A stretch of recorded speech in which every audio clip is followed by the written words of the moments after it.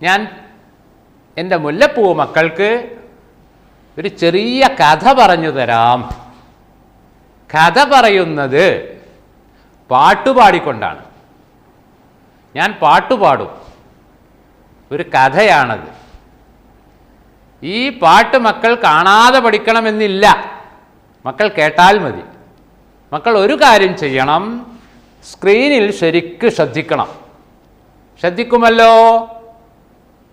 അതെ, മാഷാ അല്ലാഹ്. എന്നാൽ നമുക്ക് പാട്ടുപാടി കഥ പറയാം.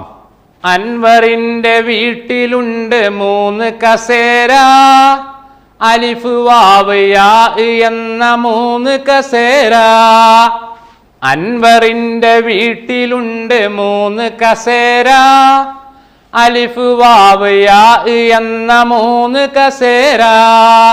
അന്നൊരിക്കൽ 4 ഹംസ വിരുന്നു വന്നു, ആദ്യമൊരാൾ അലിഫിനുമേൽ കയറിയിരുന്നു. അന്നൊരിക്കൽ 4 ഹംസ വിരുന്നു വന്നു, ആദ്യമൊരാൾ അലിഫിനുമേൽ കയറിയിരുന്നു. പിന്നെയൊരാൾ വാവിനുമേൽ കയറിയിരുന്നു, മറ്റൊരാൾ യാഇനുമേൽ കയറിയിരുന്നു. പിന്നെയൊരാൾ വാവിനുമേൽ കയറിയിരുന്നു, മറ്റൊരാൾ യാഇനുമേൽ കയറിയിരുന്നു.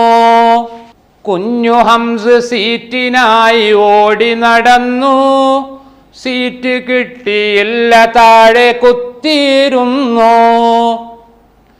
കുഞ്ഞു ഹംസ സീറ്റിനായി ഓടി നടന്നു, സീറ്റ് കിട്ടിയില്ല, താഴെ കുത്തിയിരുന്നു. മനസ്സിലായോ?